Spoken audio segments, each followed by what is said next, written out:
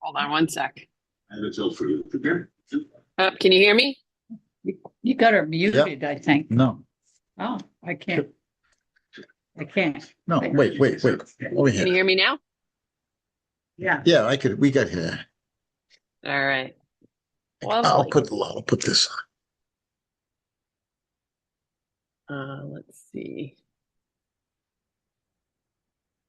on. How are you today? Good. Good. What, Um, are we expecting anyone else or? so I only had one person sign up for this one, but they've never done any of the other ones. Uh, so I don't really know what to expect. I don't know if and they're one of Tim's patients, so I don't know. Like I don't talk to them regularly or anything like that. So I don't know if they're coming or not, Okay. but I figure two things. One, if they come, great. We'll give them a few minutes. If they don't come, then I might just pop off and video, like set up my phone and do a video recording of just me doing it because like I want to do it so I'd leave you guys in other words. But the reason why I like to record them is because like I feel like it's more potent for people if they can be here. So I want to give people the opportunity to be here, but uh it's easier for me like logistically and like quality of the video if I don't record it in Zoom. Hold on, let me Yeah. close this window. Okay. So, but while I've got you guys, I feel like we need to schedule your strength training um stuff. Um, I've only done it twice just because I've been very busy. okay, that's all right. Plus, you also been doing your Rehab. rehab. Rehab ends today, so that's going Thank to be Oh, God. free. all right, that's exciting. Hi, Ramiko. Hey, good morning. Good Sorry. Yeah, morning. good morning. I'm in LA.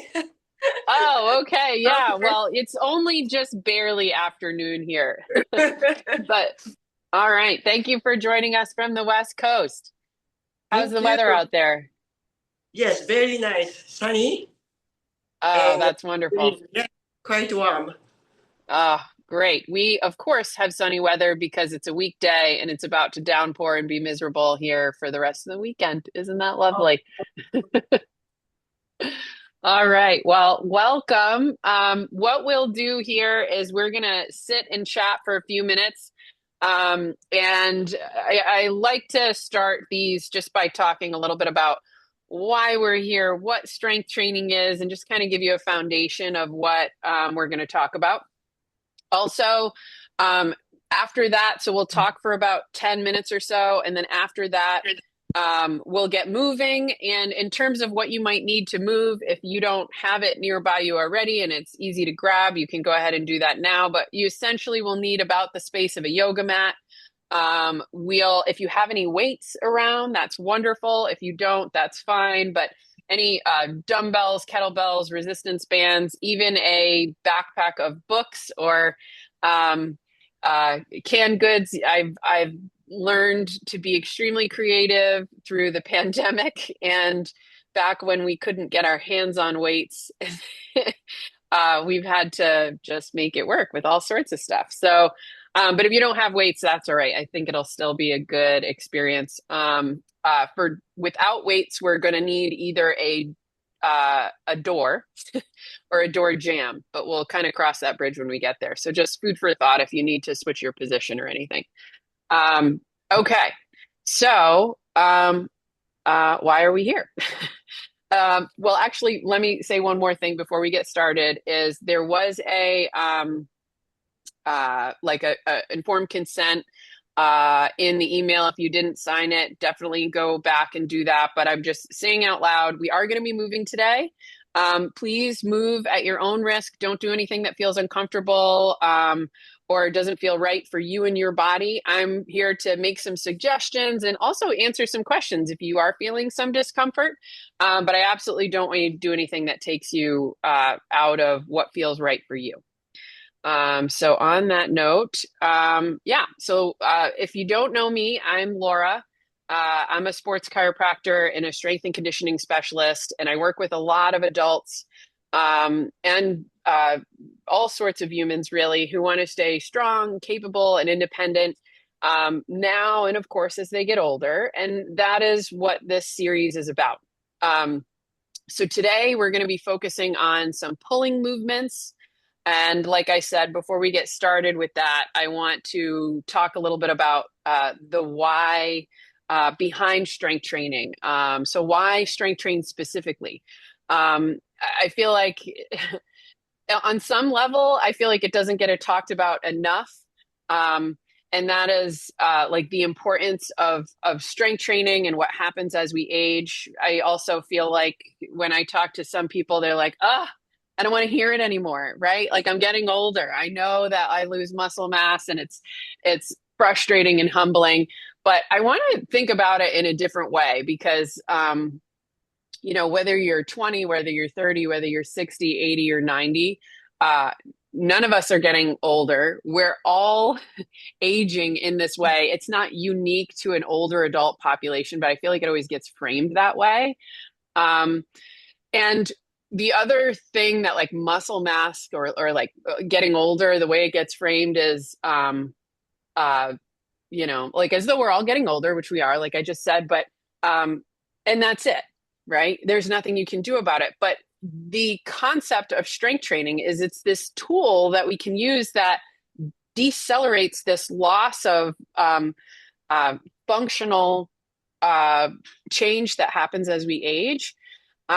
To the point where it can stop it or reverse it, right? Like you hear all the time, or no, maybe you don't hear it all the time, but the facts are like we use 3 to 8% of our muscle mass and function per decade as we age. But strength training builds muscle mass and restores function by definition.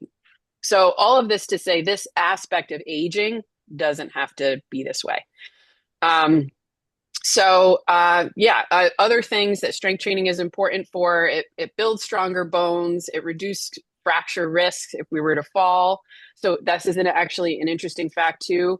We always talk about fall risk as we're getting older.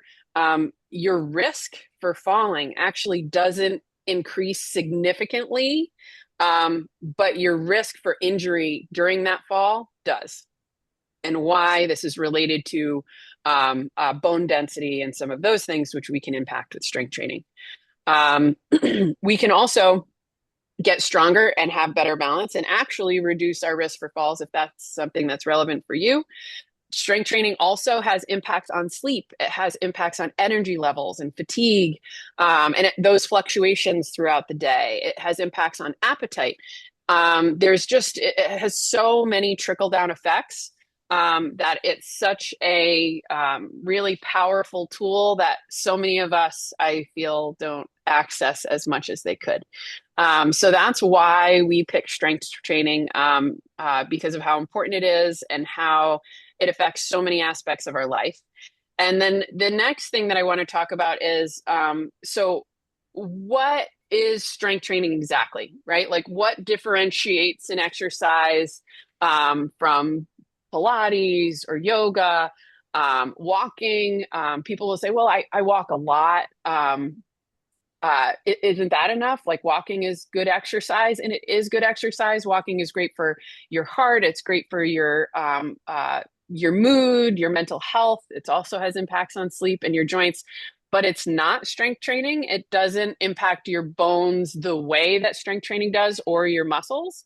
And the biggest difference is the load, right? Is the resistance or the challenge of the exercise. That's what makes an exercise strength training versus just generally good for you. Strength is built when your muscles have to work towards a meaningful resistance. Okay.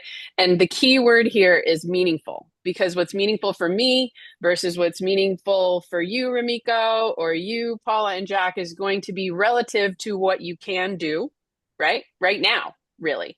And also, as you know, if you've ever had to take any time away from exercise, or if you've ever spent a significant time focusing on exercise, what you can do, what you find challenging, fluctuates. So one thing that I want to talk about is how we can understand this meaningful resistance in a way that we talk about it, so that I can kind of give you this tool so you can measure it. So you're always giving yourself a good challenge in what we call the Goldilocks zone, where it's not too little, where it's not going to do enough to achieve some of the goals that we're talking about here with building muscle and bone health, but also where it's not too much, where we don't feel good after, right? And any questions so far? How are we doing? Good. Pretty Doing good. well. Okay, sounds good. Feel free to shout out any questions as you have them. Otherwise, I'm a talker. I'll just I'll keep going. All right. So one of the tools that we use is called RIR, which stands for reps in reserve. And this is actually a heavy exercise science definition and term that we use, whether you're working in elite sports or I use it every day if I'm teaching somebody how to lift a weight for the very first time. And it's a really powerful tool. And if you understand how it works, it can help you pick an exercise that has a weight that is going to kind of check that box of meaningful resistance for you. Hard enough where it's going to make some change, build some muscle, and promote that durability and resilience that we're all hoping for, but also not put us at risk for injury and not be too easy. So reps in reserve, RIR, is always talking about in the context of, or another way to think about it is how much you have left in your gas tank when you finish a set of exercises. So for example, generally speaking, with strength exercises, reps are going to stay on the lower side and weight is going to be higher because, again, we're after the load, the resistance part of the challenge. So what might that look like? Like in a Pilates class, usually weights are a little lower, reps are pretty high. You might not be counting, but your instructor is. You might be doing like 20 or 30 reps, and you might use 2 or 3 pounds, or depending on if you use a reformer or something like that. In yoga, generally you don't use any weights. Swimming, you have the resistance of the water, but that's also in some instances considered below body weight because you're buoyant. Of course, walking, there's no weight, but the walking reps are very high, right? You probably don't count them, but a rep for walking would be a step. Strength training, we're going to have 10 reps or less. So we think about it like tough at 10 is kind of our way to structure a set of exercises. We do up to 10 reps so that by the time we get to that 10th rep, it's challenging. And that definition of how hard is hard is that we want to have about 3 reps in reserve, RIR. Okay. So if I'm doing an exercise and I grab a weight and I'll do a quick rowing exercise since this is a pull day, right? So if I'm going to do this exercise here and I get to my 10th rep, so we'll just boop, boop, boop, fast forward. Imagine this is the 10th rep. I'm going to pause and I'm going to say, you know what? I don't have to stop. I could keep going. You can even hear it in my voice. You can see it in the pace that I'm moving. I don't have to slow down. I'm not fatiguing quite yet as I go. All right, maybe now I'm starting to feel a little bit in my bicep, behind my shoulder. I could go for a little break right now, but I've done about 15, 20 reps. So that would be a reps in reserve of 10 beyond that initial set of 10, right? And that's way more than my RIR of 3, which is my intention. So therefore, that's how I know this weight was too light for me.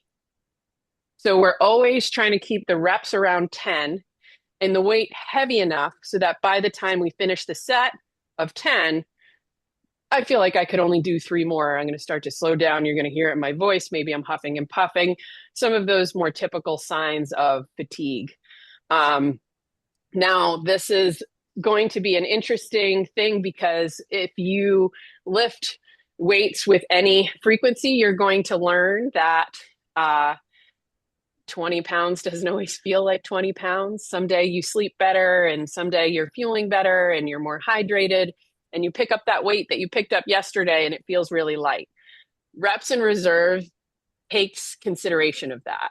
So it is helpful to write down what you're doing if you're lifting weights, to record, okay, I did this many pounds today, or, make a mental note, however seriously you want to take it.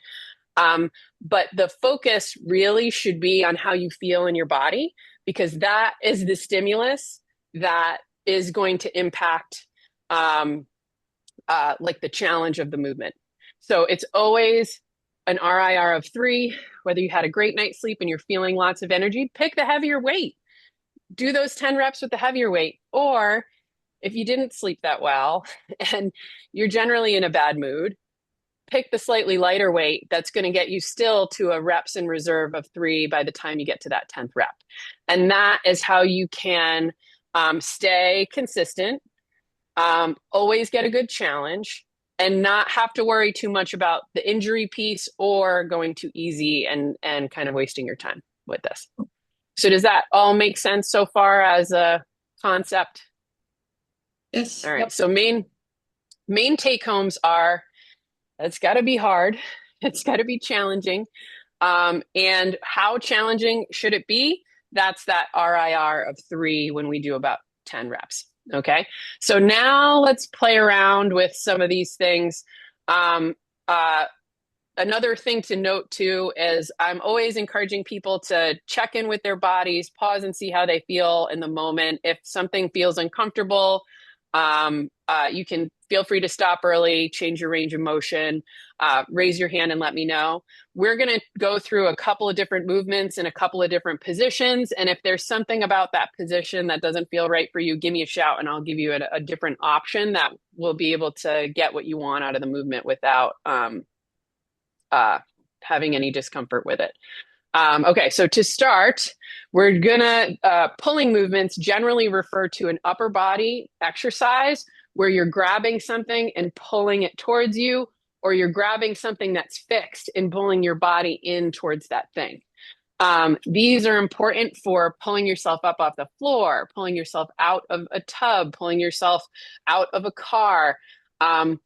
Pulling as a movement, because of the biomechanics, the joints and the muscles involved, is actually a pretty strong movement.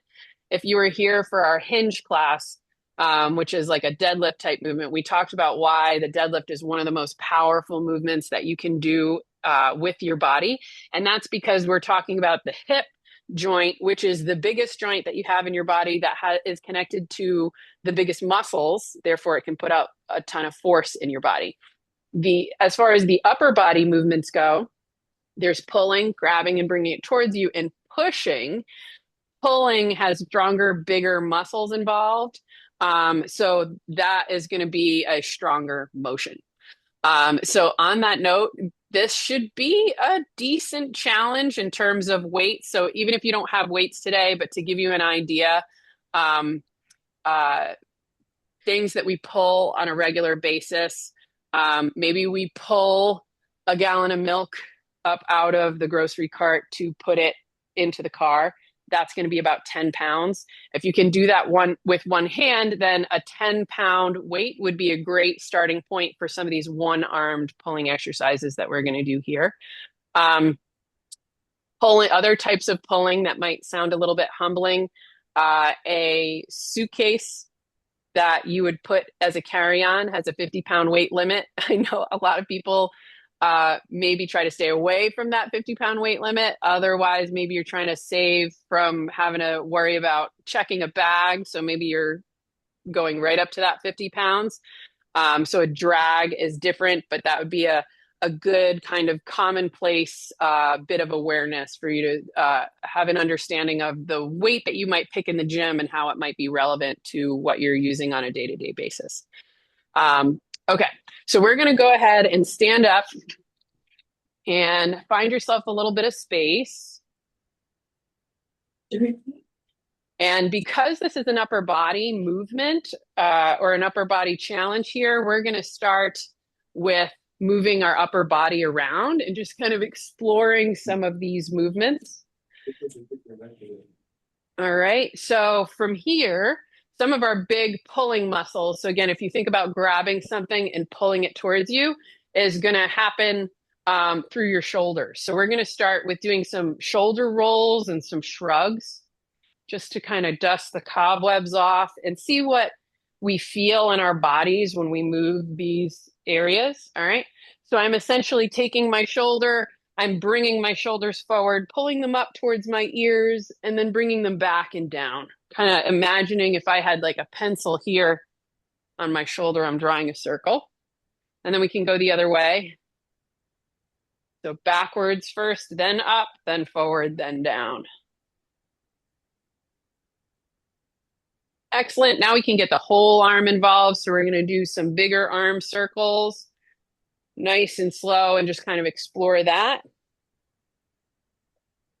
Good. You can go the other direction. Excellent. All right. So starting to dust the cobwebs up, warm things up a little bit. Everybody feeling okay so far? Mm-hmm. Yep. All right. The next one, we're going to stand straight ahead, reach your arms straight ahead in front of you. And you're going to, this is a shoulder blade movement. We call this retraction. You're going to bring your shoulder blades back in space to try to get them to touch together behind you. And then you're going to reach. So let me actually just move my camera here a little bit. So I purposely wore black today on this white background because the last class I wore white and against the white background and realized I just disappeared. So here we go. I'm really proud of myself. We're going to, again, reach and pull back. Reach and pull back. So it's a movement that happens around your spine. And the elbows and the arms just kind of go along for the ride. All right, excellent. How's everybody feeling with that so far? Good exercise. All right. All right. Next one is the same idea, but different direction. Our arms are going to go straight overhead.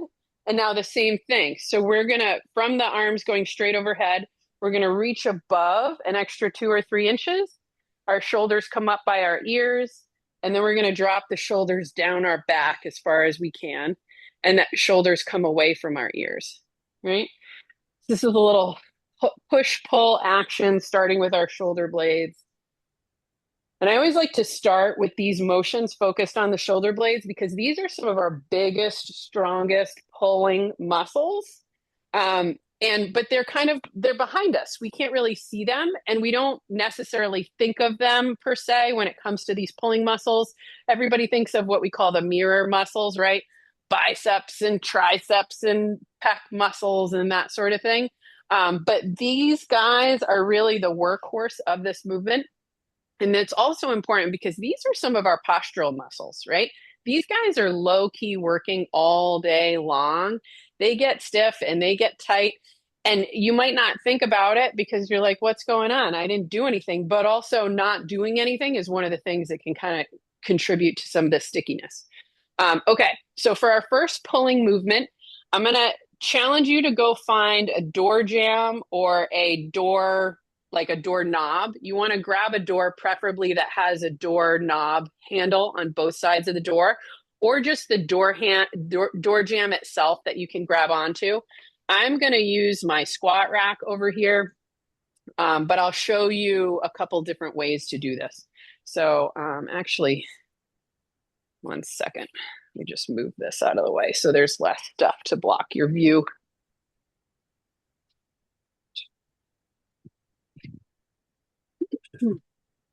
Okay. So, all right, you can see me okay. If you can't see me, let me know and I'll reorganize my, actually, maybe let's go this way. There we go. Okay. So if you have a door jamb, this would be the view for you. you're going to go ahead and grab onto the door jamb. And essentially what you're going to do is you're going to drop down into a mini squat and then stand up. So your challenge here is you're using your fingers to kind of balance you and hold on to so that you, when you squat down, you don't go falling backwards. And you're just going to get used to kind of leaning into your body weight, pushing this way with your feet. And this is a pulling motion where we are maintaining the position. We're actually not moving forwards or away from the door jamb. But if I wasn't pulling, I would fall. So we're just starting to introduce some engagement of those tissues in that way. So go ahead and give maybe 10 of those a try. Looks good. Jack, I would say even like lean farther back, really challenge your yeah, there you go. Oh yeah. Yeah, that's true. There you go. There you go. Awesome. Looks good. And we get a little leg challenge in this one too, which is nice. All right. How'd that go? Any questions, any feedback so far? Doing pretty good. But Good. Pretty good? Okay. So next I'm going to show the door handle option. All right. So for this one, I've got my TRX here, not a door handle, but it's going to function in the same way. So the handle is usually lower. It's usually about hip height. You're going to do the same thing. So again, you're pulling, sitting back, and a decent amount of weight should go into that handle. This is why I like the handle for this one, is because doors are meant, they're rated, they're designed to be yanked on. They can handle a little bit of weight. All right, so pretty much the same idea, but you've got a doorknob. Okay, so now let's do a slightly more challenging version of this. I want you to grab your door handle or your door jamb, whichever you've got nearby, and you're going to stand with your belly, like say you've got a door, the door handle's right here. I want you to start with your belly button touching the edge of the door. Or if it's a door jamb, in this case, I would start with my belly touching that door jamb. So we're really close before we started a step back, right? You're going to grab the door jamb the same way. And now you're going to keep your knees pretty straight, like a slight bend in your knees. And you're going to grab onto that door handle or door jamb, and you're going to rock your body back and then pull your body forward with your hands. So go ahead and give me 10 of those. Yep. All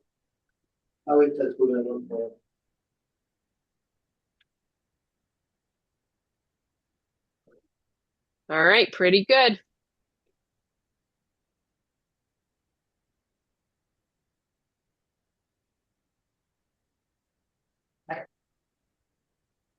Okay, excellent. How's that going?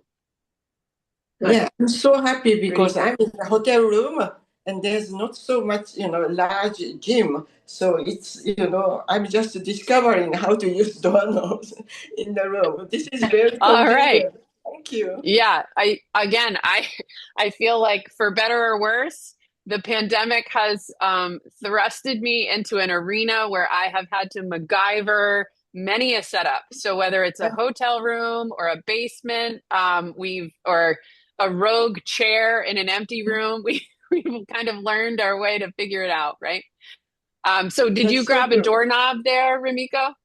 Yes. I have a Okay. I have a door to the terrace, so I can grab perfect. these. Yeah. Perfect. Yeah, those outside doors are even more sturdy and like comfortable. And that's important too. You really want to use something that you feel comfortable being able to grab onto, for sure. We don't want to use anything that might not be stable for you. Okay, excellent. Okay. So why don't we go back to that one? I want to do the exact same movement with the doorknob. In fact, if you haven't been using, like Jack, why don't you go ahead and do the doorknob for this one? Because I feel like you get a better grip with that handle that's kind of designed to be grabbed rather than the door jamb. Yeah, excellent. And we're going to do the same movement, but now we're going to try to do it with just the shoulder blades. Okay. And this is not, I'll say this is not extremely important. I don't get too nitpicky. I would much rather you start doing a pulling motion, whether you can or cannot feel it in your shoulder blades. I'm not too worried about that. But since we're spending a whole session talking about pulling movements, the shoulder blades are a big part of that. And if we can take an extra minute and draw some awareness to this, I think it's a really good thing.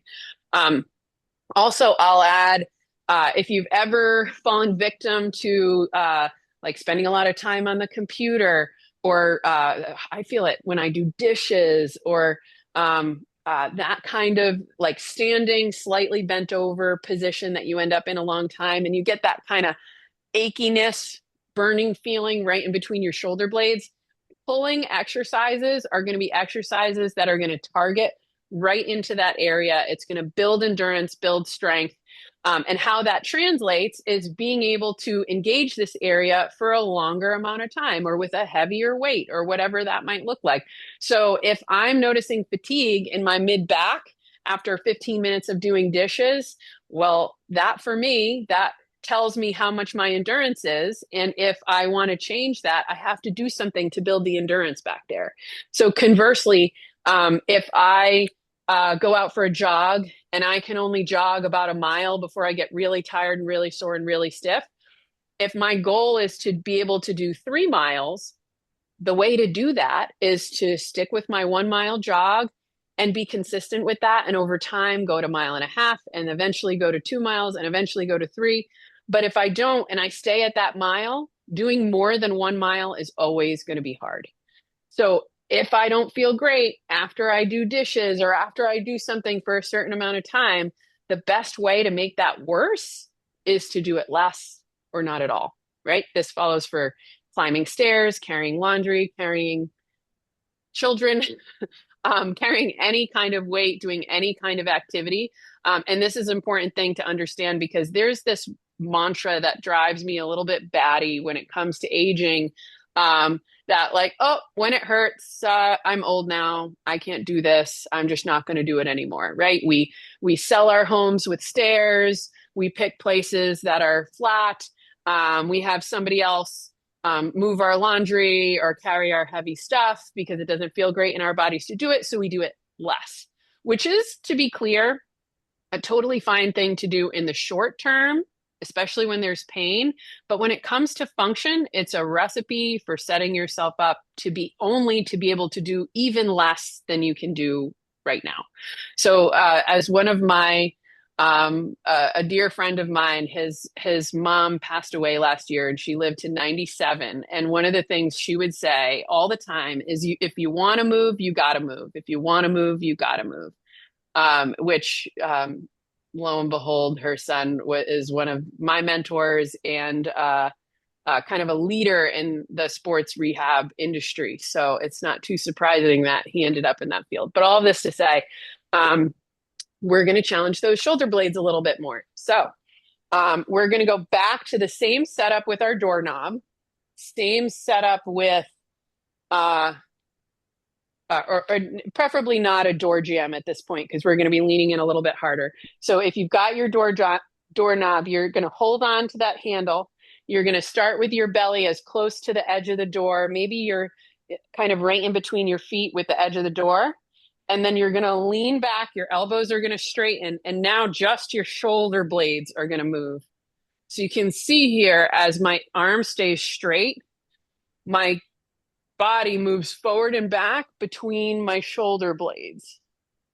And it's my shoulder blades that are pulling together and pulling apart, pulling together and pulling apart. Excellent. Good. Lean back even more, Jack. Yeah. Really feel the weight into your hands. Yep. And then keep those elbows straight. And then just squeeze your shoulder blades together. And it's a pretty small movement for what it's worth, I should add. I think I demonstrate it pretty well for the camera, but your girl is very bendy, for better or worse, which is why it looks like so much movement on my end. But the reality is it's subtle. Awesome. All right. Great job. How's You can this really going? Once you get vertical, you can really feel it right Good. there. Yeah. Right there. Yeah, Yep. you can feel it. All right. All right. Great. Now, checking in.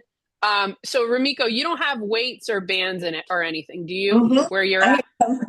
Bottles of All right. Oh, I love that. Wonderful. Okay, so you can use those. Let's grab your bottles and we'll use those as weights. And then Paula and Jack, do you have bands or weights or what's nearby for you? Those. Yeah, bands or weights. All right, why don't one of you grab a band and then one of you grab weights, probably in like the 10 or 15 pound. We'll go a little bit lighter because I'm going to have you do a few more reps. Like we're going to kind of focus on the reps first so we can get the practice in, and then we can talk about how we would pick the right weight for you. All right, so Paula, if you're going to do band, you want to anchor that to something pretty solid. For now, I'm going to show you how to use your own foot to step on this. And then you could probably, I see that coffee table, you could probably anchor it too. So I'm going to, and then Ramiko, because you have the I have water this one bottles. too. Oh, nice. Okay, great. Well, why don't we do this? I was going to say the water bottles for me are a little bit more in the land of like having a free weight, like what Jack's got, and the band is like what Paula's got. So why don't you grab your band first? We'll do the band one, and then we'll do the dumbbell, like the free weight one. And I'm going to grab my band as well. Okay. So the band that I'm going to use is a loop, and it's quite long compared to what you've got, Ramiko. Your band is great. I'm actually going to loop mine around because it's too long for this. So this, about this size, which looks like in the ballpark of what you've got, is good. Now, Paula, you've got a handle on one end. So what you can do is when we're going to use our foot to anchor this, let me come out of this direct sun a little bit here. Okay. So the loop, Ramiko, you can go ahead and put it under your foot. So you can kind of see how the loop is going. My foot is going under that loop. Okay. Now, what we're going to do with our lower body kind of depends on what feels comfortable for you. One of my favorite positions here is going to be in a supported lunge position. And a lunge is 1 foot forward, 1 foot back. And the support means that my free hand, this is going to be a one-handed row. My free hand, I'm going to place on my knee just to kind of ground me a little bit more. This also lets my lower back relax. If anybody has a achy lower back, it doesn't have to work quite as hard, but we still get a good kind of leg challenge with this one. Also, in a lunge is great for balance, right? Because we have a little bit of asymmetry. We're a little bit more narrow than normal. That said, this is not meant to be a balance challenge unless we want it to be. So to make this not too balancy, you're going to go a little wider with your feet. So imagine you're on train tracks, not on a tightrope. Okay. So if say your left foot is forward, you're going to have the loop around your left foot. Paula, you can just step on the middle of your band, and you want to be so that in this lunge position, your hand is hanging, your opposite hand is the one that's going to do the pulling. It's hanging by your knee, but the resistance is already out of the band. So if you're in this position to start and your band is really saggy and not tight, you need to step on it even more to start with a little bit more resistance.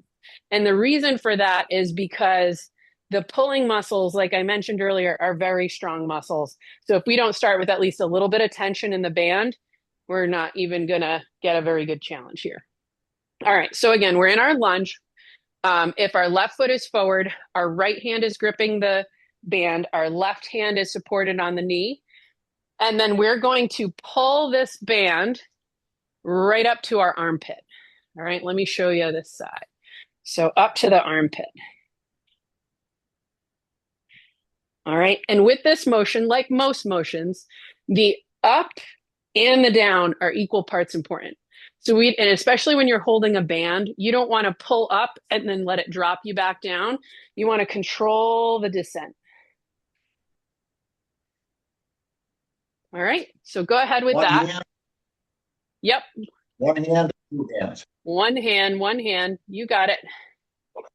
Because I have You two could even, bands. yeah, perfect. Excellent.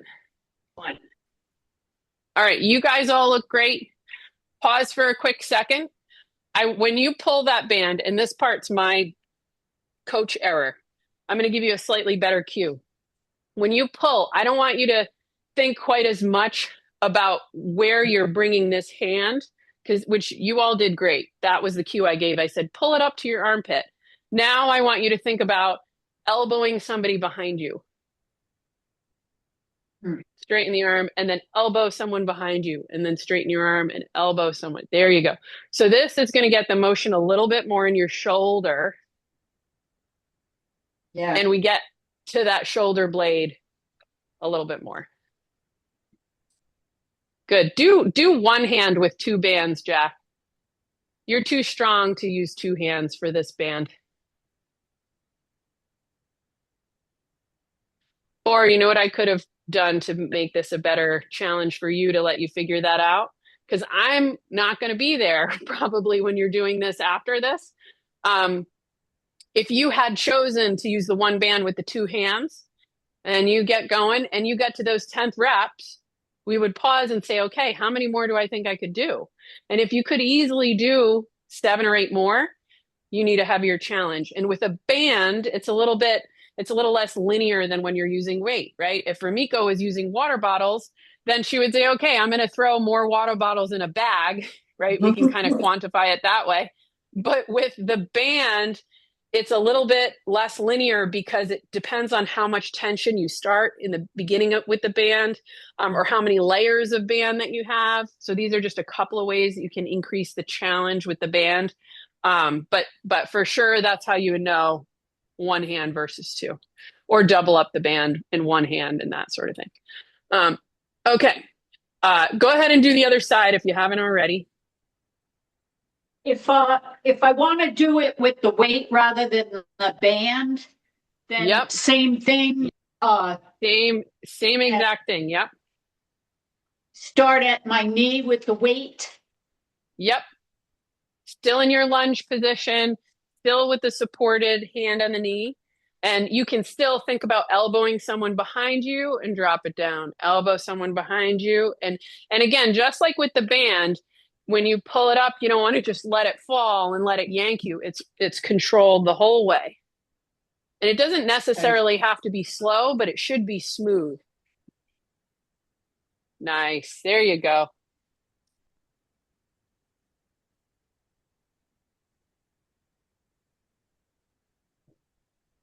Okay. Excellent. All right. How's everybody doing? Good. Good. Yeah. I prefer the weight rather than the band. Yeah, I kind of do too, even for just that, like the band, here it's got a little bit of resistance. Here it's got a ton of resistance. You know what I mean? It's like a variable resistance, we call it. So it's just a little bit. Yeah. But it's a different challenge. And I'll tell you what, if you're doing these on a regular basis, switching up the challenge, especially you guys have both of the tools, switching up the challenge is really good. Our bodies and our systems are fundamentally designed to become more efficient at things that we do on a regular basis. This is part of what the magic of strength training, right? If you lift a heavy weight, if you challenge yourself, you're going to get better at it. But also, if you're doing this, like there's so many reasons people lift weights and exercise. If you're doing this to burn calories, if you're doing this to get good at this movement, well, it's good to not just be good at this movement, but to be good at a whole number of pulling movements. So to do two hands, to do one hand, to do a band, to challenge yourself with different options, because you will adapt to be able to do many things if you challenge yourself in many ways. All right, excellent. How are we doing so far? Yeah, if I do this exercise with a weight, 10 Yep. pounds is a good weight to start. 10 pounds is a great starting place. And if you do that 10 Mm-hmm. and you go, here's one example I didn't give yet. Say you pick that 10 pounds and you start going and you get to 6 and now you're shaky and you're slowing down and you're thinking to yourself, gosh, if I go to 10, I'm going to have 0 reps left in reserve. Then in this case, you would stop at 7 I see. because you always want to have that same 3 reps left in reserve. I see. Does that make sense? And Mm-hmm. again, it's just, I find that most people, they worry about the weight, the number of like what the physical weight is and what the challenge is there, or they just think, I don't know, like 3 sets of 10 is a really popular programming scheme. So when it ends up happening is they pick the same weight they always picked and they do the same scheme they've always picked, which, to be very clear, is excellent. It's much better than none at all. It's much better than 1 set of 10. It's much better than, yeah. However, what makes strength training is the strength challenge. And how do we know we've got that challenge? That's that reps in reserve of 3 in the context of those 10 reps. So if that is the thing that you're focusing on, if that is the thing that you're challenging with, you're always going to pick a good weight for your challenge. Again, whether the seasons of life fluctuate up and down, you don't have to wonder, oh gosh, am I going to do this weight that I haven't done in so long and hurt myself? And I'll do my 3 sets of 10 and hope for the best. No. And also the reps in reserve idea, it builds awareness. You start to think about like, oh yeah, the last time I did this and it was really hard, I got that little bit of shakiness, but I felt great after. So I know like these are some signs, some things that I feel in my body that I can correlate to this to make me build that awareness, and which promotes autonomy and independence and all of these things that we all want to maintain as long as we can, right? Awesome. Okay. Any questions, guys? Oh, Pretty good? All Good. right. I'm going to leave you with one more because I think we have a pretty stellar group. I know we're right at about time, but I wanted to just give you one more option. And since we've got bands, it's a good one for this. Not but usually people come with a dumbbell or 2 and not often with bands. So we've got bands, we'll use the bands. So this is going to be a seated row. All right. So what you're going to do in the position that you're in, Ramiko, here is you're going to sit, but with your legs straight. Now, one thing people find right off the bat is sitting with their legs straight is sometimes not a super fun thing. Sometimes we feel it in the low back. Sometimes we can't sit straight. Sometimes we feel like we got to slouch. So if you might sit here and think, oh God, if I have to spend 10 seconds in this position, I'm out. Never mind doing an exercise from here. Then this pillow is for you. You're going to take the pillow and just put it right under your butt. It doesn't have to be a big pillow, but just something to lift your hips up off the floor a little bit. You could even take your shoes off and you could just sit right on the edge of your shoe there, something to kind of prop you up a little bit. So I'll show you there. Again, like I said, I've had to MacGyver many a setup. Then you're going to take your band. Again, if it's a short band, you're going to just loop it once around your feet. If it's a long band and you've got too much slack or a very stretchy band, you're going to, that's not enough resistance, you're going to double it up and you're going to wrap it around your feet. This can either be a 2-hand row or a 1-hand row. And you'll want to start with the 2 hands and then we can try this is a last one to kind of test our reps in reserve. So the goal here is to keep your torso pretty neutral and still, and your arms do the movement. So I've got a heavier band that I doubled up, and I'll tell you right now, you can kind of hear it in my breath. I'm stopping at 10. That's going to put me with 3 reps left over. Okay, great. And how are you feeling with this one, Ramiko? When you get to 10, do you feel like you could do more than 3? Yes, All I'm right. totally So if fine. you, excellent. Okay. So a couple options. Now your band is a little bit short, so doubling it up might not make sense. It might be too short. So what I would say is I would keep it where it's at and just switch it to one hand. So the same way you were holding it with two, but just put both pieces in the one hand. And now you're going to do the same thing with one hand. And I will add that a one-handed row in this position, there's a tendency to rotate the shoulders. Okay? Permission to do what feels right for you and your body. The shoulder rotation bit is actually excellent. You get a really good ab challenge as you twist and pull here. However, it engages your back in a way that might not feel good for you. So if that's the case, then you would just maintain neutral position, keep your shoulders square with your feet, and the one arm just rose. And I already was at a RPE of 3 when I was doing two hands. So I certainly am going to stop at about 4 reps for that one. All right. How are you guys doing over there at the top? Good. Tandem rowing. I like it.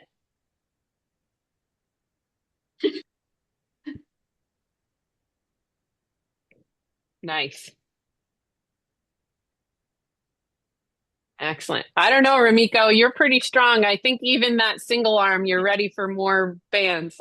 I think it's quite resistant because my Right? wrap is short. Yep. And you know what? I think this is such an important thing, right?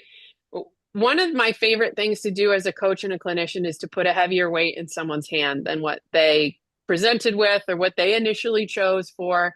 And often I find that even if it's totally reasonable, that person might have not chosen the heavier weight themselves. But I see that heavier challenge, that heavier band, that heavier weight. It's like it opening a door for form, for function, for durability, for resistance that you might not have otherwise picked. But now that you have this RIR of 3 tool to use with this, now you can be the one to do that. And that's so empowering. So that's like really exciting. Excellent work. Okay. And Paula and Jack, how are you doing up there at the top? Good. I'm going to Good. bed. Ready for a nap. Okay, great. Now I'll finish with this.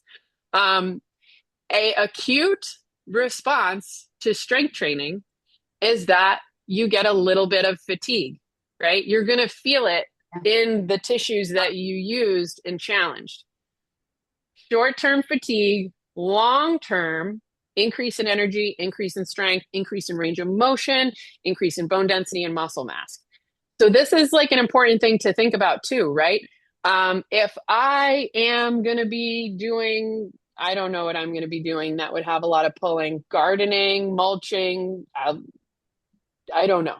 But if I was going to do that, that would involve a lot of this type of activity. I would say, you know what, a couple weeks beforehand, I'm going to do a couple extra pull exercises and make sure I'm like feeling good for that. But what I wouldn't do is wait till the night before and do a whole lot of pulling exercises because I can promise you the day after, you're actually going to perform slightly worse. Okay. So just a little bit of food for thought. But this is also something that if you do on a regular basis, you don't get as much fatigue. You don't get as much of that like acute soreness if you can stay consistent with it. And really, when it comes to strength training or truly any form of exercise, the magic is in the consistency. And it is one of those done is better than perfect, if you've ever heard that analogy before. So if you do a couple of reps while you're watching TV at a commercial or at the beginning of an episode or at the end or during a podcast, this is better than no reps and forgetting about it and another week goes by. I always recommend leave the weights out, leave the bands out, bring them with you, grab them when you can, do it when you think of it and start there. And that's a really great plan for long term. All right. Excellent. Any other questions? It's not a question, but my husband wanted to join the class, but since he was already late, like 15 minutes late, he didn't want to disturb us. No But he problem. was right next to me. He had everything. And Oh, then he's wonderful. happy to, meet you one Excellent. day. I'm so glad. I'm so Thank you. glad he Thank could. you. Hello. Thank That you was very Good great. to much. see you. No worries. Thank you for coming. You know what I'm going to do? This is all recorded as well, although I hope I had a technical issue last time and ended up not recording, but so far this looks like it recorded the whole time. So I'll send you the link after, and if he wants to watch the first few minutes that he missed, he'll have that. And if you guys, want to go do some of this exercise next week and you get your band out and you're like, gosh, what did she say? Which foot goes where? Where do I put my hand? You could bring this up and give it a quick skim as well. So hopefully that helps. Thank you All so much. right. All right. And then one last plug. We'll be doing this again at the end of June for our last plan session, which is going to be on carrying. So today was pulling. This is carrying. So we'll send out another email that'll have the information. The link to sign up lives on the website. So if you can't find the link or don't know where to go in your email, you can go to www.backbayhealth.com. It's under the events tab, events and classes tab, and it'll be under the Strength Training 101. And feel free, if you enjoyed this, please send it to a friend, send it to a family member who you might think could benefit from this. And I hope to see you at the next one. Thank you so much, Laura. All right. Take Take care. care. Thank you. Thank you.